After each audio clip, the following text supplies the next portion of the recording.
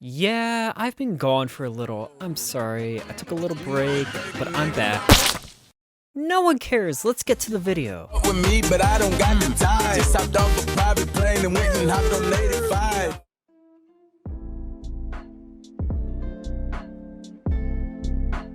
Adventure Time is one of those shows that has a lot to digest when watching it. You can easily watch an hour-long video on the story behind this 10-season-long show. But some people would like to go the extra step to make some theories about the series. Like, that kind of flowed weird. Kind of like that. Now I would call this cartoon theory, but I prefer the term cartoon conspiracies because alliterations are awesome.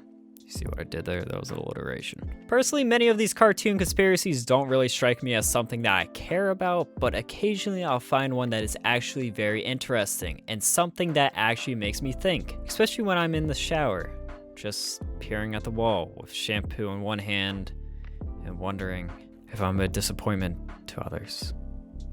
Okay, so what's the theory? The whole series of Adventure Time is just a father and son playing Dungeons and Dragons or just some general role-playing game. To break it down a little more, this cartoon conspiracy is saying that Finn the human generally plays himself in this make-believe world and Jake the dog is actually Finn's dad. Many times in the show, Jake acts as an adult figure in Finn's life, teaching him morals, life lessons, and even how to talk and date girls. Finn is only 12 at the start of the show, so he is still at a very impressionable age, going through puberty and just really finding out what life truly is. His dad could be using this game to teach his son some serious lessons that he'll need in the real world, but in a way that is fun for Finn. The beginning of the show is pretty surface level overall, teaching Finn respect and how to treat others, while also showing him what's good and what's bad. But as Finn grows up and the show moves along, it gets more and more deep, dealing with things like relationships with both just friends and significant others, also things like how to be a leader, and even dealing with someone that you thought you looked up to, just not living up to the expectations, and vice versa, those things you thought were enemies may have been the good guys misled all along. Many people have brought up the point of Adventure Time isn't a show that you grew up with, but a show that grew up with you. Like I mentioned before, the beginning of Adventure Time was very surface level, when Finn was the age of 12, and honestly most of the viewers at that time were probably around the same age. But as time went along, not only did the viewers get older, but Finn did too, growing alongside his viewers, which made the show much more engaging to watch. The basic moral lessons started going away because by the end, when Finn's 17, he's getting too old for those basic moral lessons. Jake's just being a good father by doing something with his son that they both love, but at the same time teaching him something, which is almost always more effective than a basic lecture. There is a reason that in elementary school, there is rarely lectures, but instead educational activities, because when a kid is having fun, the lesson will more than likely stick. Now, this theory has of course never been confirmed nor denied, and I doubt it ever will be. But I found viewing the show from this angle put a whole different lens on the show that I didn't really have before. But I've been rambling long enough. Link to my Patreon is in the description. Alright, I'll see you on the next one.